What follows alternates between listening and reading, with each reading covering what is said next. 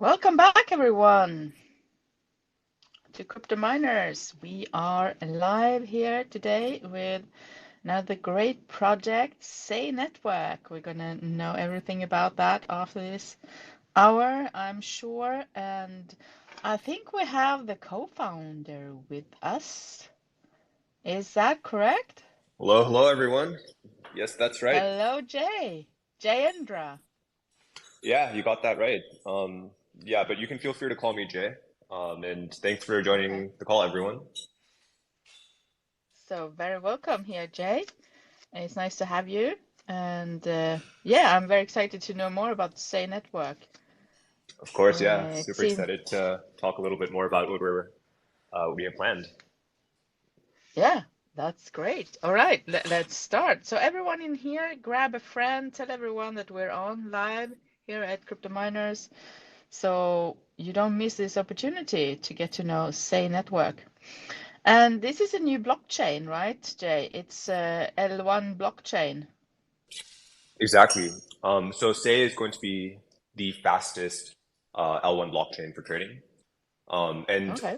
I'm the co-founder for Say Labs.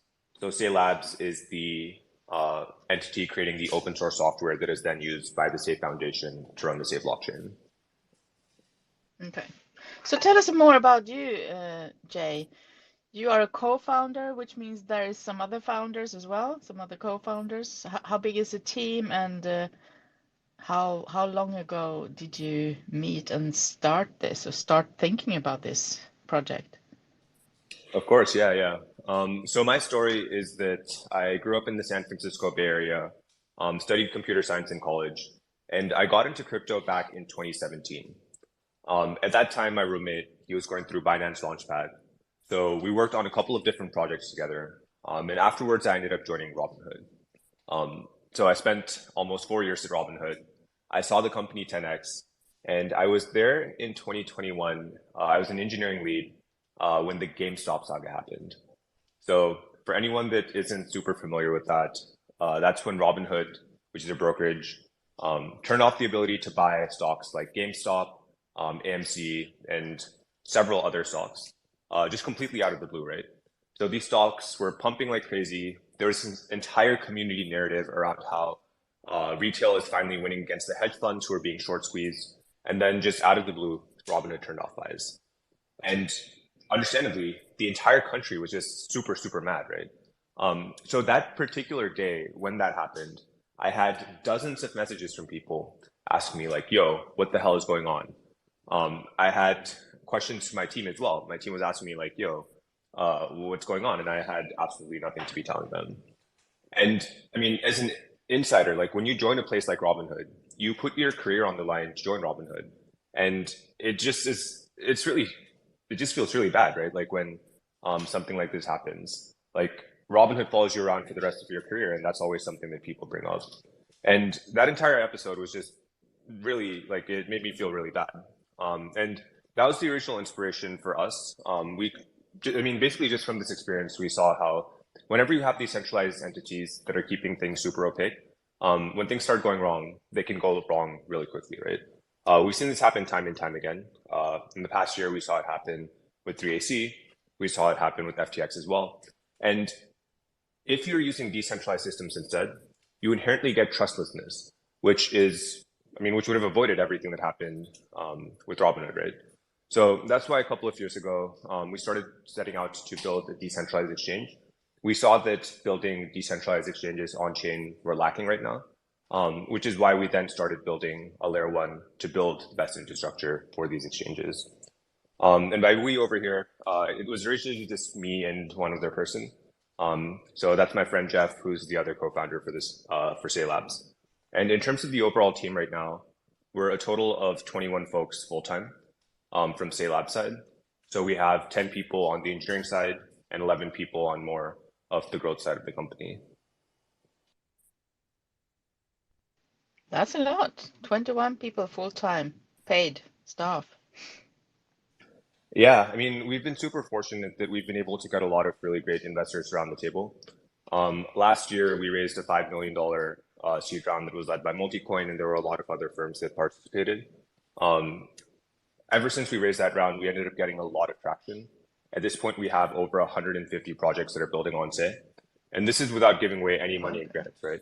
So it's just very organic traction. I think a lot of teams are just bought into the thesis and think it strategically makes sense for them to launch on Say. And just based off Mm-hmm. that traction, we started getting inbound from VCs that wanted to just participate in a future round as well. So based off that, like earlier this year, we ended up raising another $30 million for our Series A that we announced last month. So it is a relatively large team, definitely by crypto standards, but we're a much, much smaller team than many labbed organizations for other L1 blockchains, which end up oftentimes being like 50 to 100 plus people. Okay. But you intend to grow, I guess. I mean, you haven't launched your coin or your token yet, right? Uh, Or have you?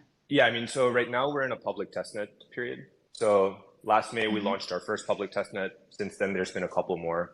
And yeah, we're going to be, there will be a mainnet launch that'll be happening in the next few months that will be announced to the community soon. Okay. So we don't really know yet which date it is that will come. That's correct. Nothing Stay has been tuned. publicly announced Okay, yet. good. Mm-hmm. All right. So how come you wanted to start this? I mean, the fastest blockchain is that needed? Why is it needed? What is it you're trying to accomplish really with it? I mean, Yeah. what is your vision? So internally, we have one core thesis, just one, which is that exchanges are the most important application in crypto. And this is true both on-chain and off-chain. So if you look off-chain, let's say Binance, the reason people come in and day out to Binance.com is to be able to trade on the exchange. And every other service that they offer basically gets its demand from exchanges, from the core exchange. And it's pretty much auxiliary, right? Same thing on Ethereum. The core applications are apps like Uniswap and OpenSea, and those are what drive most of the transaction activity on Ethereum right now. And let's say you wanted to take out a loan, you would go to Aave, you'd borrow money, and then afterwards you would just go and trade it on one of the exchanges. So exchanges are critical for DeFi, but that's a common misconception that people have. They're only necessary for DeFi. In reality, exchanges are necessary for many, I mean, basically everything else in crypto as well, right? Like if you look at NFTs, NFTs are just tokens, and the core utility for like 99.99% of NFT collections out there right now is to be able to speculate on them. So you would then go to an NFT marketplace and you would then trade on an exchange, right? Same thing with games. Correct. Yeah. You have these in-game assets, and you would then go to Axie Stacks or to Steppen Stacks, and then go and trade them. So exchanges are critical for every single thing in crypto right now. The question then just becomes, how do you help an exchange grow, right? Like, how do you help it scale? And that's what we spend all of our time thinking about over at Say. How do we solve this DEX scaling problem? And the simple promise that we make to teams that are building on Say is that you can focus on user acquisition and you can focus on exchange mechanism design, and we will focus on building the best, most performant infrastructure for you. And this is what has resonated with a lot of teams. What I mentioned before around the 150 plus teams, it's largely because they believe in this mission. And yeah, I mean, that's why we started seeing the organic growth that we've had happening over the past year. All right. And can you tell me how you are solving or trying to solve this trilemma? That's the crypto trilemma or DeFi trilemma, whatever it's called. I mean, this security, DeFi, and privacy. What's most important for say blockchain or say network? Yeah, so when we started, I guess 2 years ago, we started off trying to build our own decentralized exchange, right? This then led to us looking into every layer one, every layer two, and all of the other infrastructure that we could use to get an exchange built on chain. And that's when we started noticing what we started calling internally the exchange trilemma. So between decentralization, capital efficiency, and scalability, every exchange out there right now is only able to get two of the three. So for example, if you look at any centralized exchange, they get capital efficiency and scalability, but they do not get decentralization, right? If you look at something like Uniswap v2, You get decentralization and scalability, but not capital efficiency. And the core reason that this is happening is because you're trying to build things on a general purpose chain and trying to basically take something that is super generalized and try to have it be working for your specific use case in exchange. And we don't think the solution here is to just keep iterating on exchange mechanisms to try to have things work on the current on-chain ecosystem. What we think instead is it's better to do a complete rewrite of the underlying infrastructure, similar to what happens in basically any type of innovation outside of crypto, right? There's this idea of application infrastructure cycles, which are that you first have some new infrastructure that gets created. This then leads to an explosion of new types of applications, right? Some of these applications might find product market fit, others will not. And for the ones that do find product market fit, you want to build more specialized infrastructure. So let's look at the database industry, for example. You started off with very, very general purpose infrastructure like Oracle getting created. This then led to all the types of applications we use in Web 1 and Web 2 today. And from there, you started seeing more specialized tooling getting created. For example, there's Databricks Warehouse, which is tailor-made for AI and ML. We think the exact same thing is going to be happening in crypto. We started off very general purpose with Ethereum, for example. This then led to all of the applications that we've seen in the past several years getting created. Exchanges have found product market fit. Most other applications have not. And from there, we're not going to be having more specialized infrastructure getting created for these types of applications. So that was what we originally set out to do. We want to build the best infrastructure for exchanges. And the question then becomes, what does that best infrastructure actually look like? So the way that we approached that is we went and talked to a bunch of different exchanges. And we asked them the simple question, like, what is the best infrastructure in your eyes? And there were a couple of things that became very clear as being important to exchanges. First of all, is around performance. Specifically, latency and throughput are very critical for the user experience on exchanges, which is why that's one of the core things they kept bringing up repeatedly. And the second thing is more tied to user experience. So around performance, just given how critical latency and throughput were, we thought to ourselves, like, how do we make these performance optimizations to get the best performance for exchanges? And what we noticed is that around latency, the core thing that really matters is time to finality. Basically, how long it takes for a block to get finalized on the blockchain. And that's one thing that we spent a lot of time thinking about how we can improve. And that's how we came up with Twin Turbo Consensus, which has allowed us to have the fastest time to finality out of any chain in existence right now. So we're currently seeing 500 millisecond time to finality in our public testnet. And this is a public testnet that is mirroring mainnet conditions. So once say launches on mainnet, it'll just be the fastest chain, at least in terms of time to finality that's out there right now. And for comparison, most other chains end up having roughly a magnitude higher time to finality, so 3-second plus time to finality. So definitely a pretty significant difference over there. And the reason this matters is, like, let's say you're a market maker, right? And you want to be trading and hedging your position. So let's say you want to buy 1 ETH and then you want to hedge that on Binance. Like, how would you do that? Well, one approach is you could take soft finality. So when a block is added to the chain, you could say that it's been added to the network, and that's like soft finality. And then only after more blocks are added is it actually considered finalized. And that's like the hard finality aspect of it. So one approach is for a market maker to open the position and then hedge it directly when there's soft finality. The downside there is if there's a reorg, then what could end up happening is you initially had 1 ETH on chain and you'd hedged it on Binance. Then a reorg happens and you no longer have 1 ETH on chain, but you're still holding that short position on Binance. And this just leads to you losing money. And the way that you would account for this additional risk is by quoting wider spreads for users, which then leads to a worse user experience, right? So that's not great. The second thing you could do is you could wait until more blocks are added to the network until there's actual hard finality. But let's say that takes 6 seconds. Well, in that case, you're basically not hedging your position for 6 seconds. There might be some price happens. There might be like 0.1% change in price in those 6 seconds. Guess what? As a market maker, you're just losing money in that case.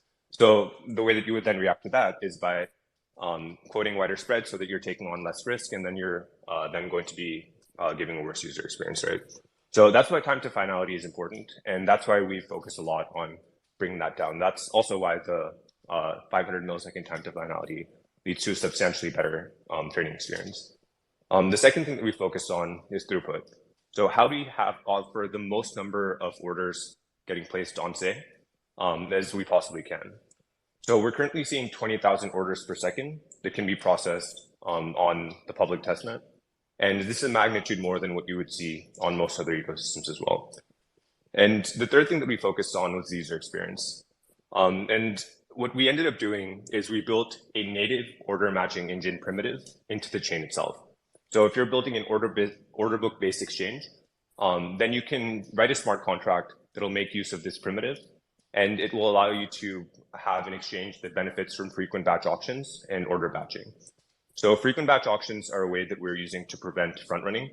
Rather than having every order get sequentially executed, all the orders will get combined and they'll get executed at the same time at the same price within the scope of the block.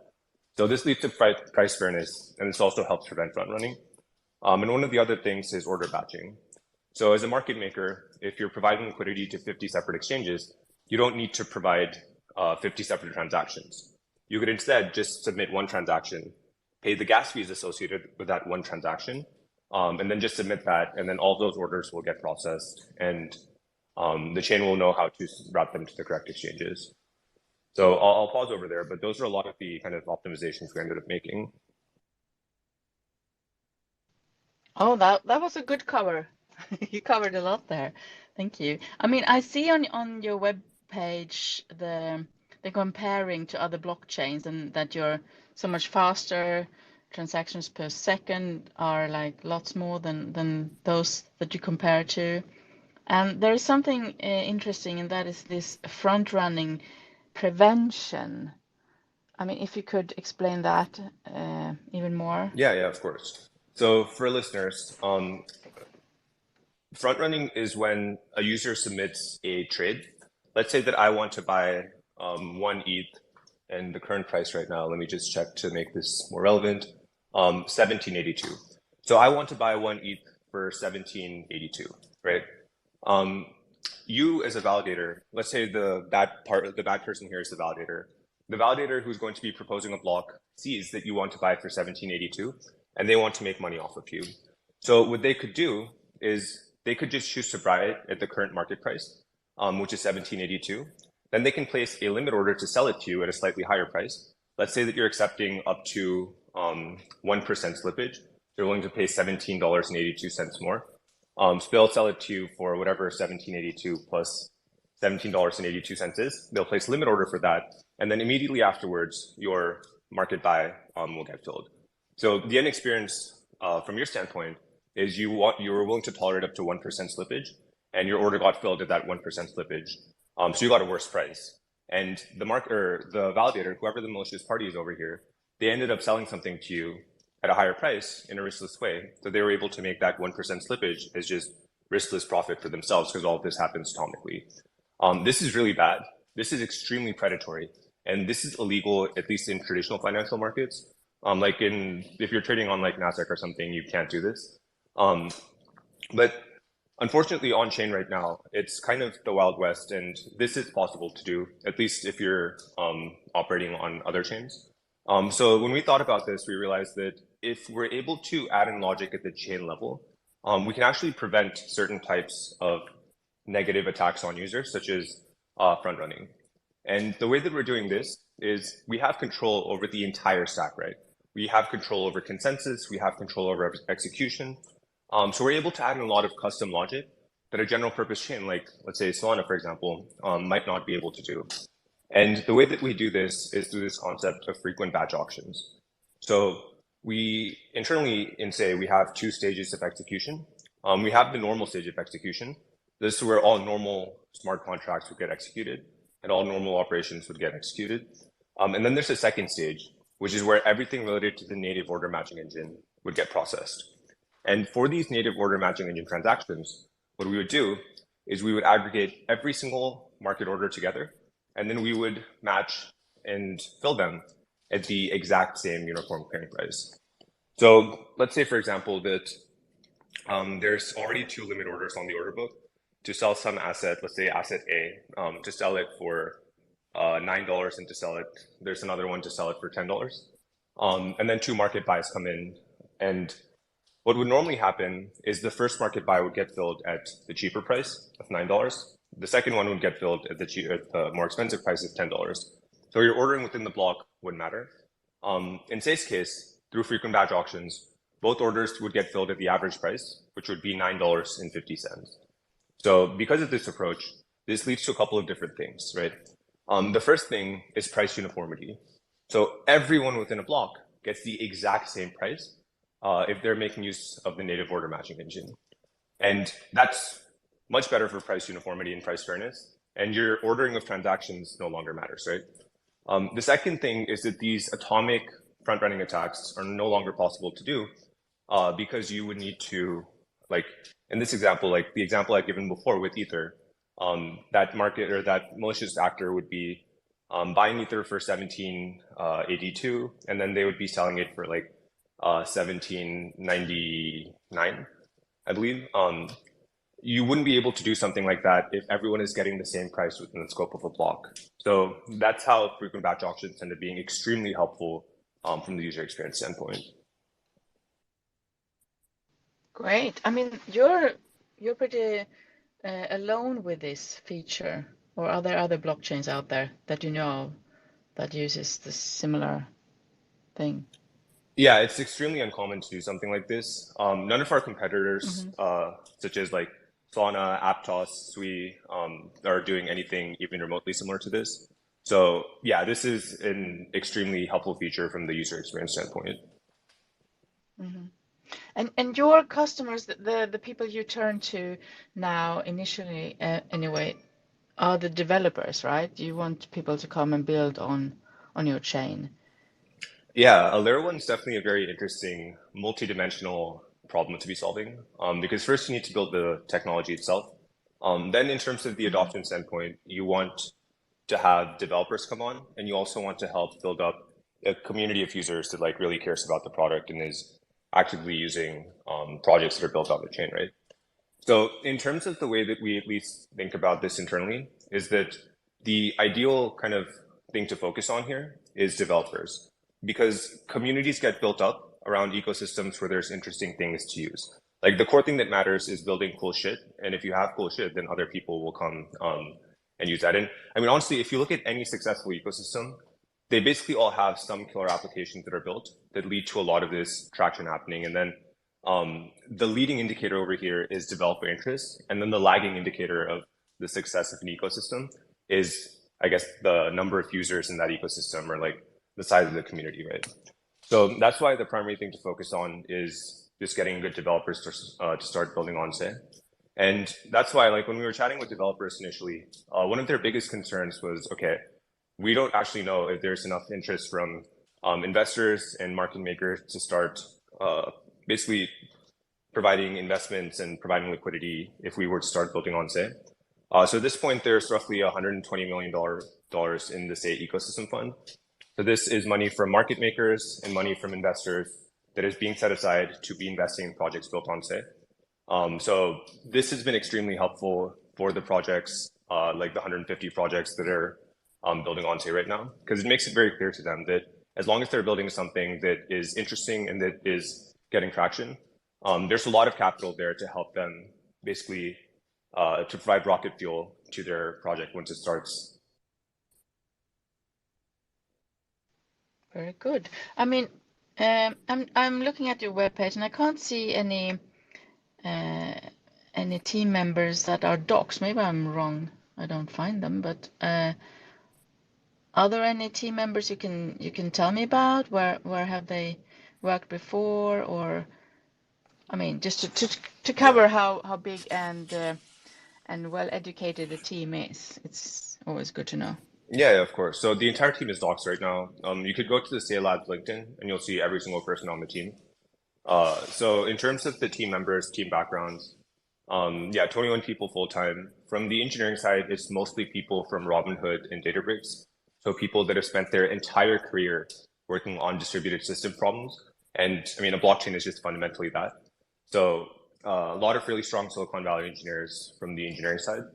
And then from the growth side, it's people from different backgrounds, such as some people from traditional finance, other people that are extremely crypto native. So a lot of different types of backgrounds that I think provide a lot more diversity to the team. And I think that's one of the reasons why we've been able to not only build stronger presences with developer community, but also start getting more kind of traction happening from the more broad kind of retail community as well. Mm-hmm. Yeah, and I like what you said in the beginning there somewhere, that you went to the exchanges and you went to the places and took their information. What do you need? What's crucial? What's most important? And then you started to make the project. I mean, or continued. And I have never heard that said before, I think, from some other. So you did your research before, and I mean, have you gone back to them now to show them and listen to their feedbacks? Do you have continuously talks with them, the same people who helped you Yeah, of in the course. beginning? So, I mean, a lot of those projects that we got feedback from, they're now part of the 150 projects that are building on Say. So I would say that they, like, I mean, obviously everyone has different opinions, especially around things like native order matching engine. Like, different people might have different opinions about what they consider to be optimal. I would say that some things just resoundingly are extremely positive for anyone that is building on Say. The first is twin turbo consensus, which helped us get down to that 500 millisecond time to finality. This is massively helpful for every single type of project that is building on Say, not just exchanges, right?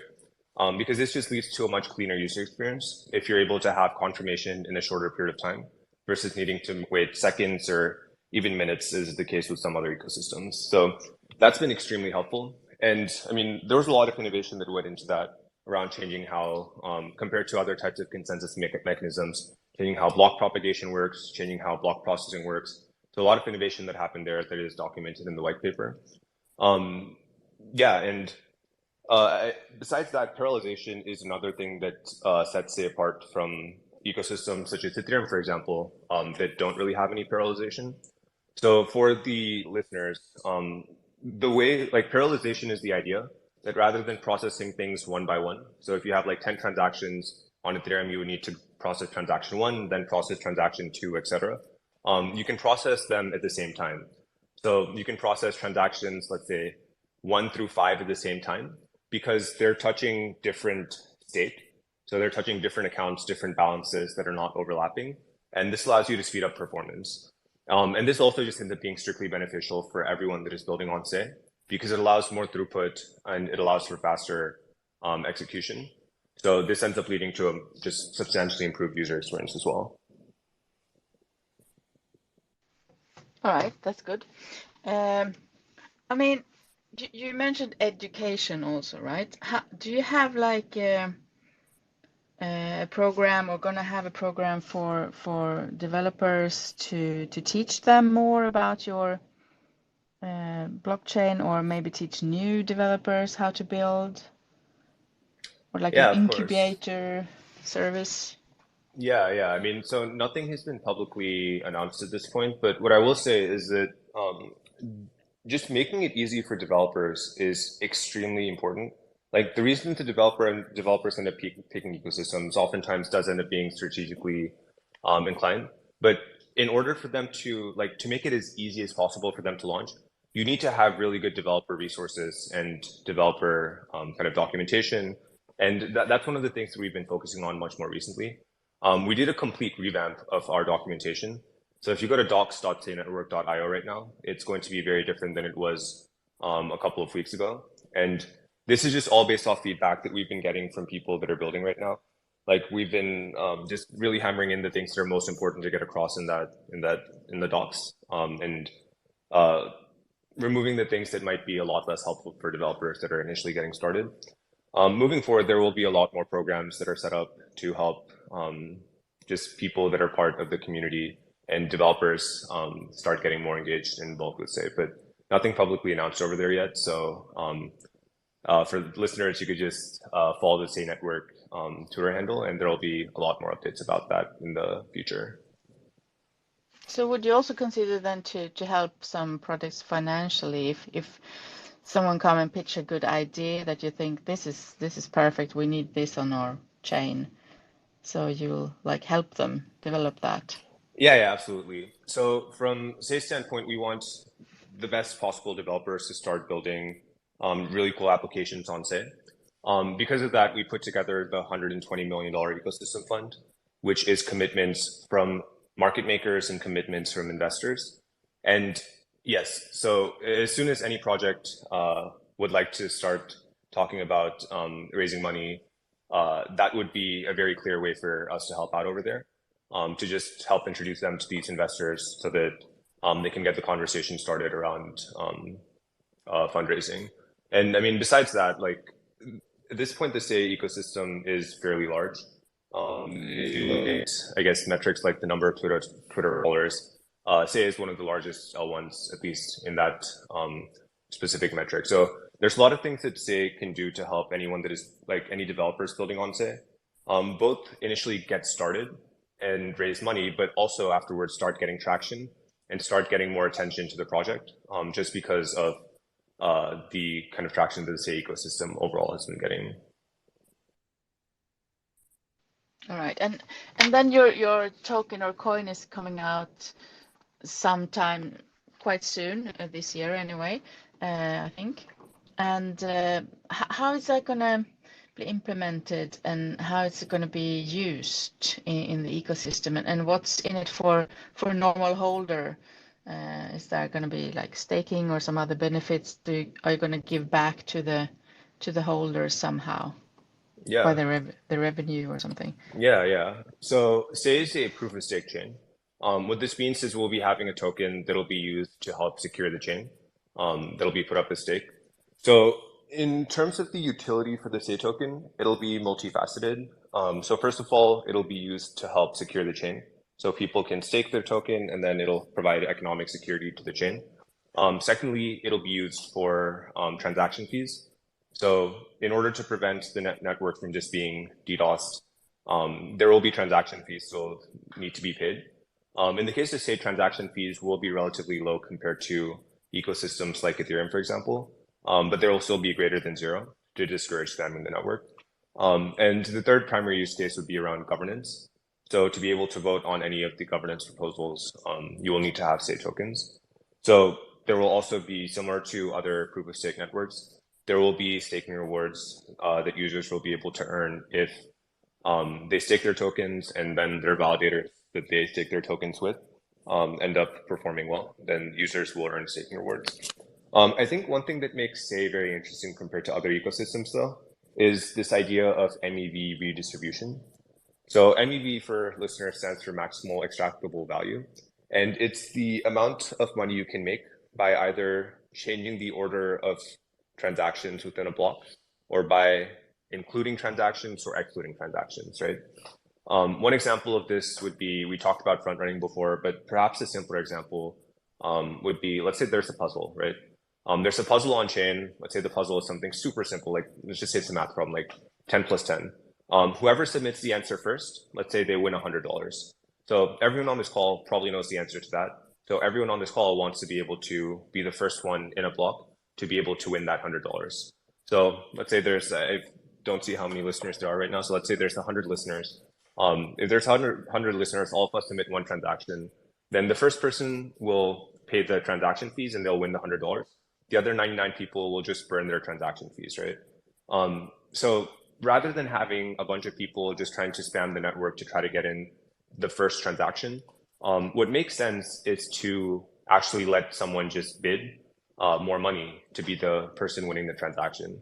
So if all of us needed to bid to win this, the winner might end up being someone that pays $99.99, and they will win that $100 opportunity. And the other 90, like the bid that they placed would be the MEV that they would have to pay the block proposer, right? And this is how things work on Ethereum with flashbots, where the entire value of that bid would just go straight to the block proposer. In the case of Say, we think just because there's uh, complete flexibility around how we can like specialize the chain because we control every single part of the stack. It makes sense to have MEV redistribution logic, which basically means that rather than having this MEV go to the person who finds the opportunity, or and rather than having it go purely to the validator, we can have it go to other participants in the ecosystem as well. So for example, someone who's a delegator might be able to earn greater yield because of the MEV rewards that are then redistributed to them as well. And in particular, I think Say is very interesting for this because Say is a trading focused ecosystem, right? And a lot of MEV ends up being tied to things like arbitrages and liquidations, which are much more trading specific. So any trading focused ecosystem is going to have more opportunities for MEV, which also leads to more opportunities to redistribute that MEV to people that are participating in the ecosystem. So I think that'll be one of the interesting things that happens in the future as well. Sounds very interesting. Yeah. I mean, I like that you are like innovative and thinking a little bit new because we have so many new blockchains coming up and they're all very similar, in my opinion, anyway. And this is something fresh, something new. So I like that. Yeah, exactly. Um, We think that this approach of just building a completely vanilla general purpose chain with no specializations, like that is interesting. But it's really hard to differentiate yourself and it's really hard to like build up a successful ecosystem and also just be a yeah. strong selling point to developers. I think that this idea of specialized infrastructure, it's kind of a no-brainer to us. And I think that we're going to start seeing this happen with other types of products that become more successful on chain as well. Like rather than just building completely general purpose infrastructure with like no specializations, I think that adding in specializations is going to just be something we start seeing becoming much more common in the next at least couple of years. Yeah. But don't you think also there, if there are too many blockchains, I mean, isn't there some way to cooperate more to make one bigger? Or I don't know. It's like so Yeah, many I coming up. think Everyone wants to be up the front, but yeah. how can we solve that problem? Yeah, so it's interesting because I think blockchains in general are going to be similar to exchanges, where it's a winner take most market, right? Like if you look Mm, at the distribution of blockchains, I mean, there's at this point probably thousands of them, and there's maybe like a dozen that are even getting any kind of meaningful activity right now. I think it's going to be similar with exchanges as well. Like especially over the next few years, like there's a couple of things that I definitely that I personally believe. The first is that there's going to start being much more activity happening on chain, right? Like just based off my experience of what I saw happening in Robinhood, I don't think the future is for there to be these centralized, trusted financial systems that are necessary for every step of a user's financial journey. I think there will start to be more of a push towards having trustless systems. And I think that's the primary value that decentralization offers. So we will start seeing more people starting to do more things on chain. And I'm not saying this is going to be like the entire United States financial system, like tomorrow starts just migrates over to doing things on like Ethereum or something. I think it's going to be a much more gradual shift. I think it'll start off in developing countries, but I do think there will be a shift towards just doing things in a more decentralized way over the next few years.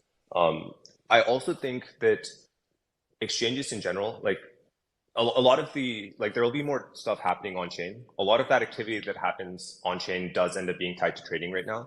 And I also think that trading tends to be a winner take most market where a small number of exchanges that have the most liquidity and the most um, traction already, they're going to be the ones that end up uh, becoming bigger and the ones that end up kind of, so to say, winning. And it's going to be harder and harder to break into that. So the question then becomes like, uh, how do you help these exchanges get bigger to be at that point where they are supported in this winner take most market?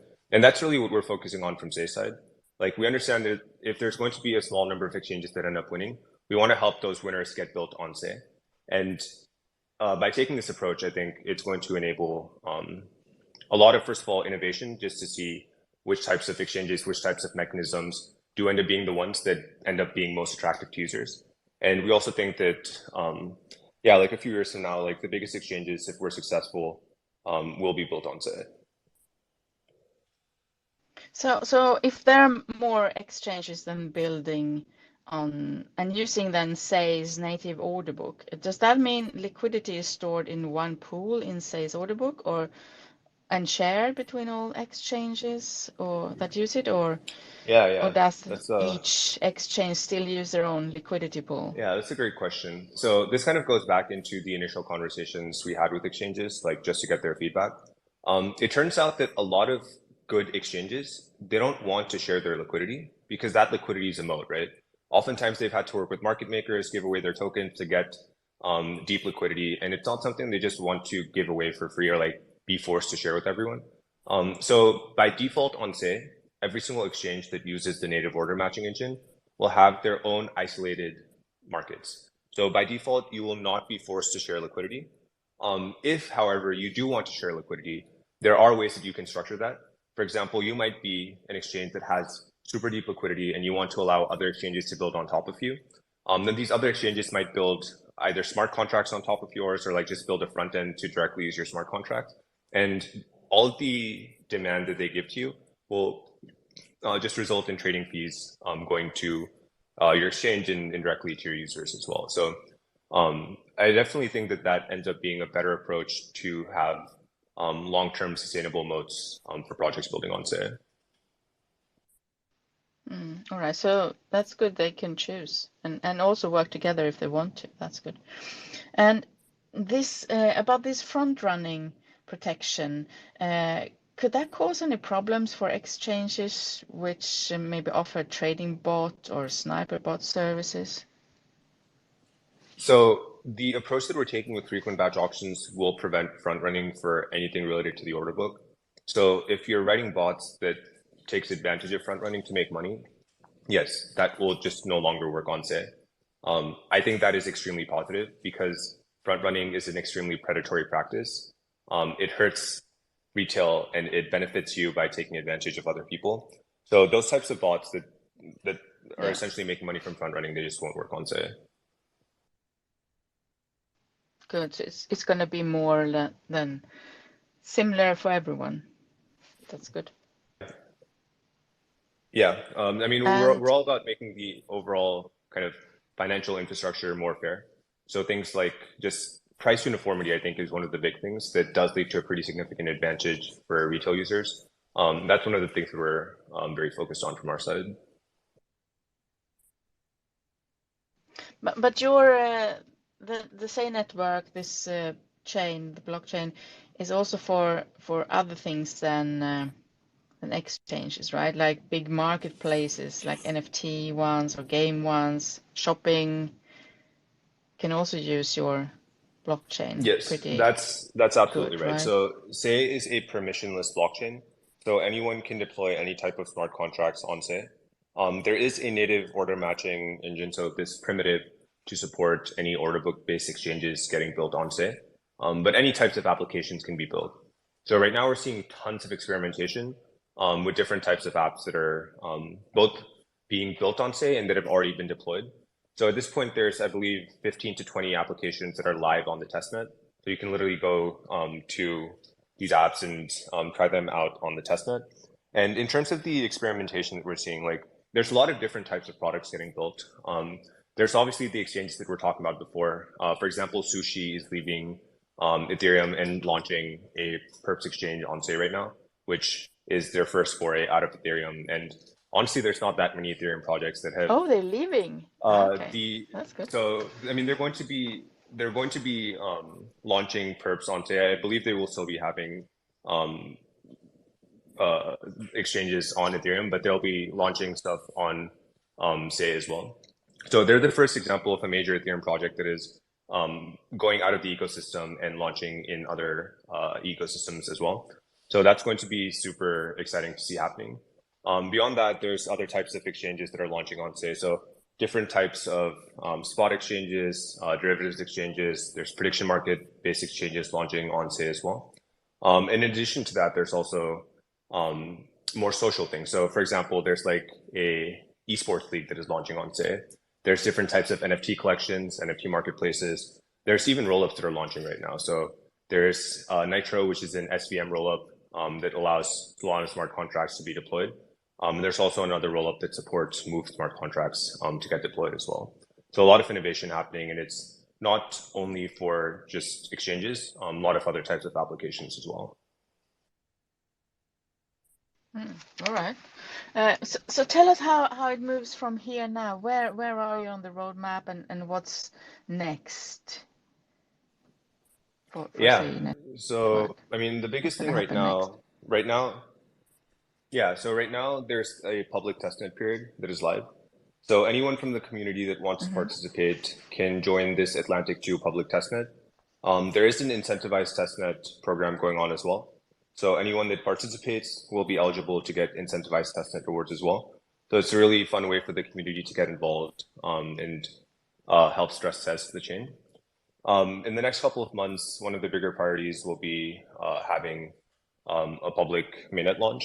And after that, I mean, the long-term vision for Say is to be the best infrastructure for exchanges to build on. And one of the things that is going to be a interesting thing we focus on from more of an R&D side is how do we spend more time or how do we get greater throughput and lower time to finalities in the future. And there's a ton of ideas our engineering team has around like how we can decrease time to finality even further to make Say even faster, and how we can get orders of magnitude more throughput as well.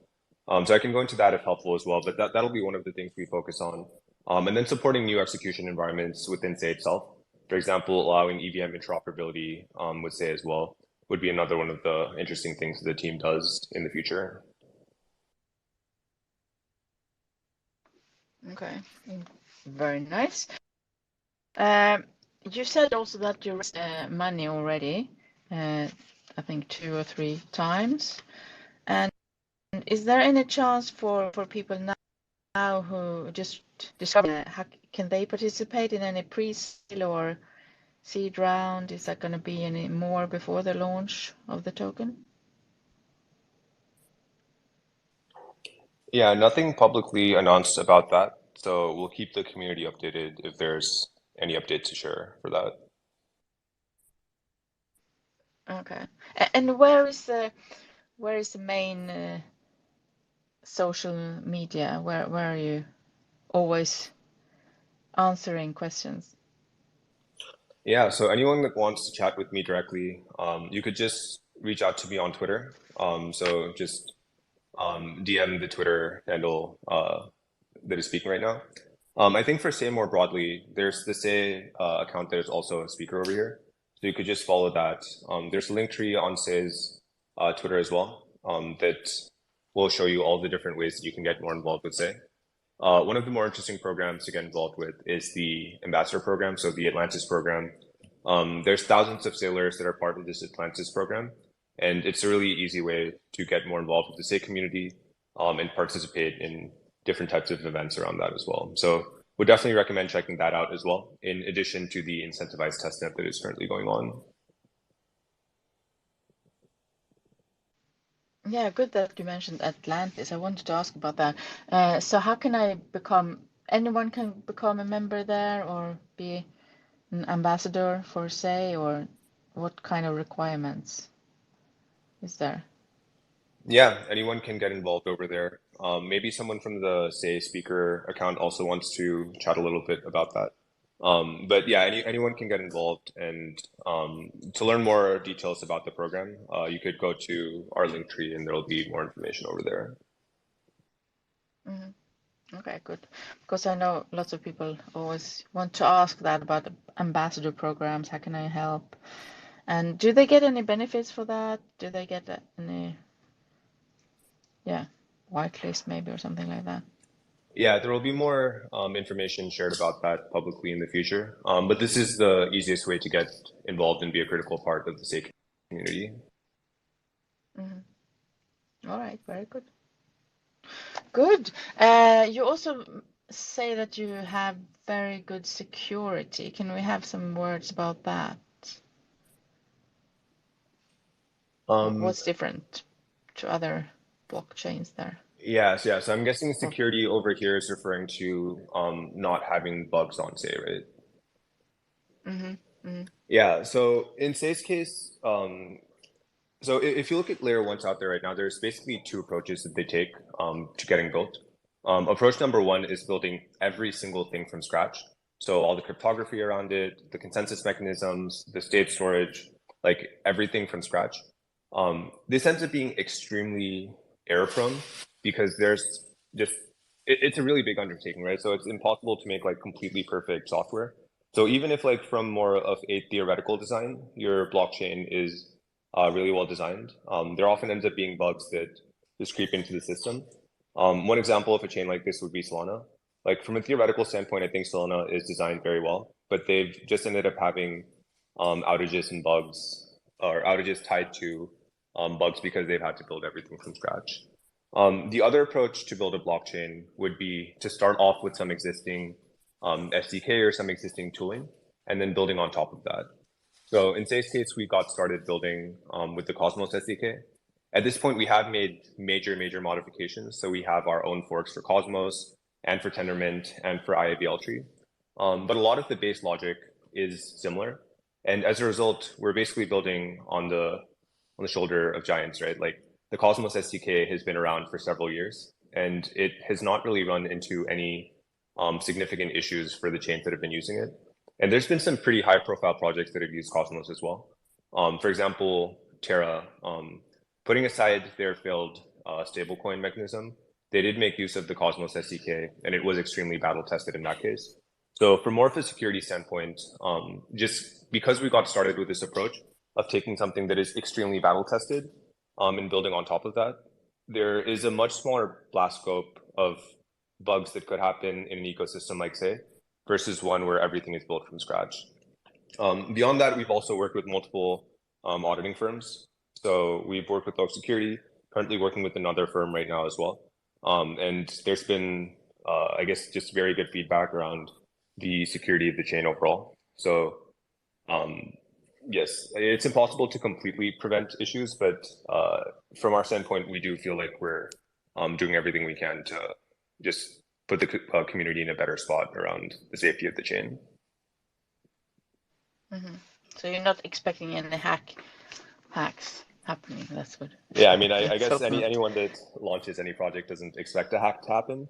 But yeah, I mean, No, of yeah, course. we're definitely doing everything we conceivably can from our side. So this is like, in addition to what I just mentioned, like we've been doing massive amounts of testing internally as well. So basically every single type of testing, right? Like beyond just like normal testing, like load testing and integration tests, we've also been, or besides unit tests and integration tests, we've been doing massive amounts of load testing. We've also been doing chaos testing. So just trying to just think of every single unknown around how someone could try to exploit the chain, and just making sure that we've accounted for those scenarios and actively prevented, like just fixed any bugs that we have encountered. Mm-hmm. Yeah. All right.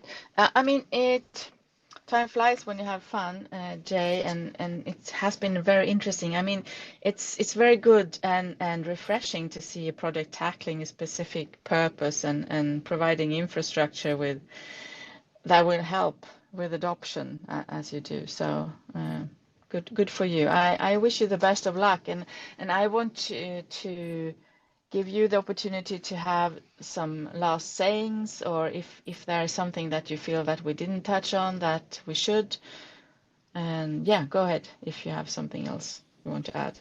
Yeah, I mean, this was a ton of fun. Love chatting about everything we're doing from Say's side. Would also love to answer any questions if anyone that's listening in right now wanted to ask me anything.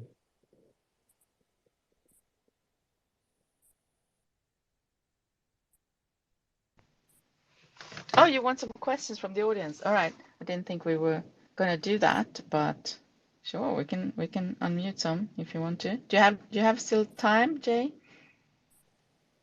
Yeah, I have 5 minutes. So if there's a couple of questions from the audience, anything someone was really burning to ask, we could go ahead and answer that.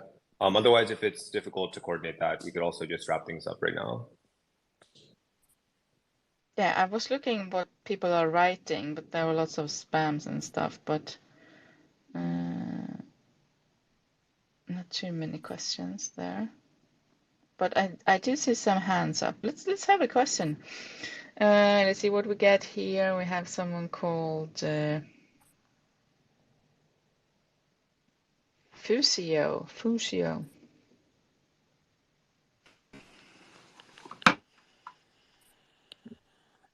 Hi, Fusio. Yo, hey guys, what's up? How you doing? Hey, I've been really do enjoying, you by have the a way. question? Yeah, I don't have actually a question, but I'm actually a builder on Say, and we're launching pretty soon. And I want to just say, guys, that you have been doing an amazing job with all the devs and with all the teams. I mean, the team out there, I think, is doing an amazing job. I think I've never had any type of communication, if I can say that, with any other chain. These smooth and these organized, professional, and we're really enjoying so far building on Say, and even like whenever we need something, whenever we ask a question, they're always there, answering us and supporting us, which is I think is amazing and is crucial in the space nowadays. What you see, this is something, by the way, which might seem normal, but it's actually not, unfortunately, in the crypto space, where chains and blockchains in general are not that organized, so it's kind of hard to get in touch with them. And in this case, Say, I think, is doing it differently, and we love it so far. So great job, guys. Great. So. What are you building, Fusio? What kind of project? Well, we're basically building a land of speculation. It's gonna be a crazy protocol where users will come to Fusio and just speculate on anything. Our first product is gonna be launched on mainnet, and we're having a mission scheduled for the 22nd. So in about 10 days, where we're gonna be launching our prediction game. So users will be able to bet on the next movement 5 minutes on Bitcoin if it's gonna go up and down. It's like an options trading, but it's more gamified. Oh, okay. It's What we're like a doing is betting. Betting. yeah, it's like a So betting. why did But you what choose we're doing, sorry, Say? sorry, can you ask the question again? Couldn't hear. Why Sorry. did you choose Say network to build on? Why So did you first of choose all, I think Say network to build on? yeah, yeah. So what we to notice is that the kind of users that Say has and that has managed to acquire are the right are like the target users that we're looking for. People that want to trade, people that want to speculate, and a fast chain that will allow us to actually make these type of transactions, like especially on betting and any type of speculation related product. That's why we chose it. But beside that, we had also a great connection with the team. We had been building Only on me, other but the chains. sound is a little bit in and out. It's hard to hear you, Fusio. Switch off my Wi-Fi. Okay, I switched off my Wi-Fi and I'm working with the 4G right now. Maybe it's better. Can you hear me now? Can you Yeah, hear we me can now? hear you. Okay, yeah. I switched off my Wi-Fi. Try. Sorry for that. So I was saying that we chose Say Network because of the target users that they have. I think is the ideal one. As we're looking for traders, we're looking for speculators, and this seems to be the right land for us, the right brand for us. Beside that, the chain is very fast, and that's what we were looking for the product that we're building. And Now on you're top of that, disappearing again, Fusio. Sorry. oh, I have no idea what's going on, honestly, with my connection. This is so weird.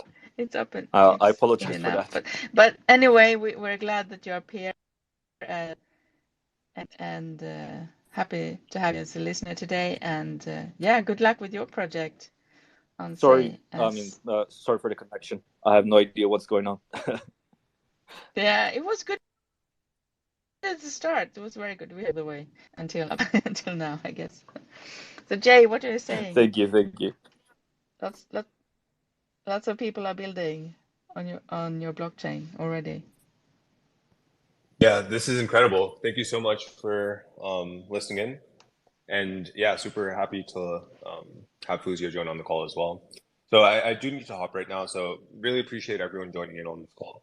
And if you have any other questions for me or for Say, just please reach out to us on Twitter and we'll be super responsive.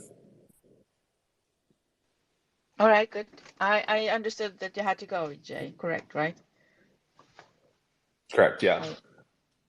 I'll let you off then. Just one last question. Do you like pineapple on your pizza or not, Jay? No, I'm not a pineapple No. maxi. Pineapple Maxi. No, Yeah. I didn't ask that. Are you Yeah, I do say like olives on Maxi? my pizza though, which is I'm absolutely a say maxi, and I love olives on Oh, my okay. pizza and mushrooms on my pizza as well, which is apparently very controversial. Oh, is it? Okay. That's good But though. sweet, I'm gonna hop off. Yeah, thank you All everyone right. for joining Thank in. thank you so much, Jay, But for coming. And make sure to follow Jay, follow Say, and follow Crypto Miners. And thank you everyone for coming. Thank you so much, Jay, for all the good explanations to our community. And yeah, I'll guess I see you maybe next time, which is probably next week. I don't think we have any more this week, but next week is filled. Lots of projects coming next week. Oh wait, maybe we have one on tomorrow. Nope. 15th we have Ocean, and then Floki is coming 16th, and then we have Argent and at 17th, and Unstoppable NFTs at the 18th of May. So one every day next week, guys. Make sure to join us here on Crypto Miners. And with that, I wish you a happy weekend. Happy Friday tomorrow, and happy weekend, everyone. See you around.